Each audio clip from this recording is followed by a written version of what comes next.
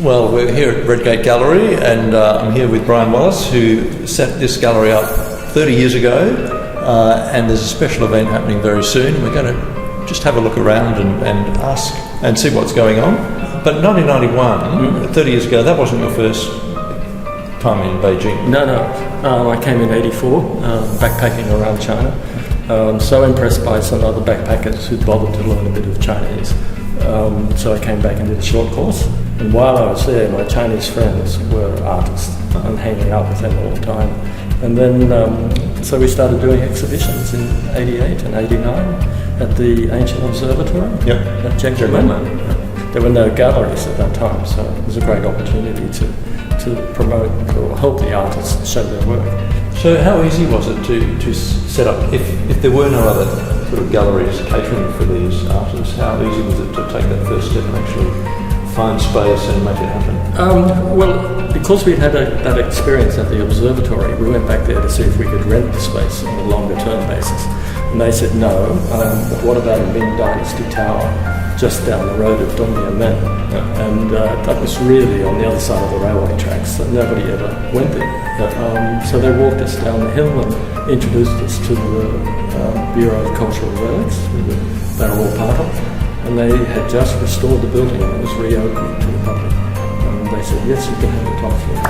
These are just old invitations from '88 and '89 when we were doing shows at the Ancient Observatory. This was the original mock-up, first invitation we had in the which had those two large sets of regulars. I'm impressed you kept all this stuff. Can't believe it, in the bottom of the boxes. And how's the art scene evolved since that time? From those early days, it had gone from just a handful of galleries.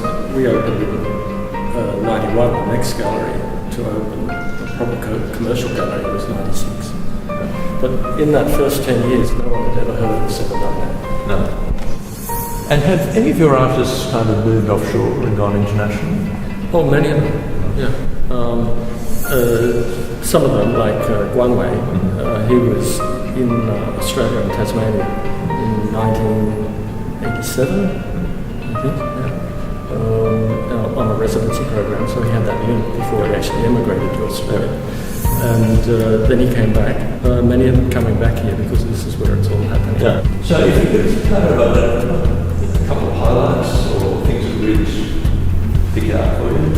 Well, building up the residency program, that was great because we were bringing, firstly, a lot of Australian artists. And then we linked up with organisations overseas so we could take Chinese artists to those countries. Here we have a section on many of the exhibitions between Australia and China that I've been involved in. Well, it's amazing. Sure it is. 30 years worth of memorabilia and memory. And it's only the beginning.